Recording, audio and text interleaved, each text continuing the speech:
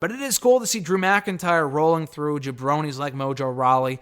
I'm not sure if they're going to have him feud with someone in the interim, whether it be like a Randy Orton or an AJ Styles when he comes back. By the way, I forgot to mention that it was announced by WWE.com on Monday before Raw. It is official. AJ Styles is injured. I'm not sure. It was a very brief statement they put out on their website, but they just said that he would be out indefinitely, but he is recovering way ahead of schedule. So for whatever that means, I would assume that he will be back in the not-so-distant future, whether it be around Super Showdown time, but hopefully before WrestleMania.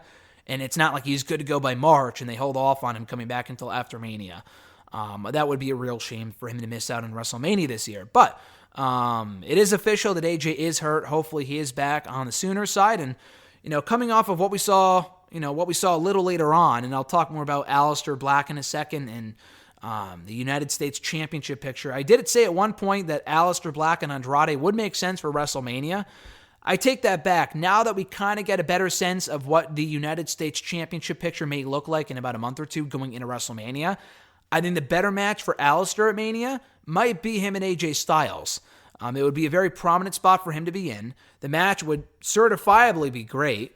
So I see no reason not to do it. It gives Aleister Black a prominent singles match in the show. Gives Aleister, or rather AJ, someone new to work with. So I like that idea the more I think about it. I like it more and more the more time passes. But I think that makes more sense at this point than having, Aleister involved rather in the United States Championship picture, or having AJ shoehorned into the Edge Orton storyline just because Edge injured AJ legitimately at the Rumble. It would feel forced. I know AJ has unfinished business with Randy Orton from a few weeks ago, from the last couple months.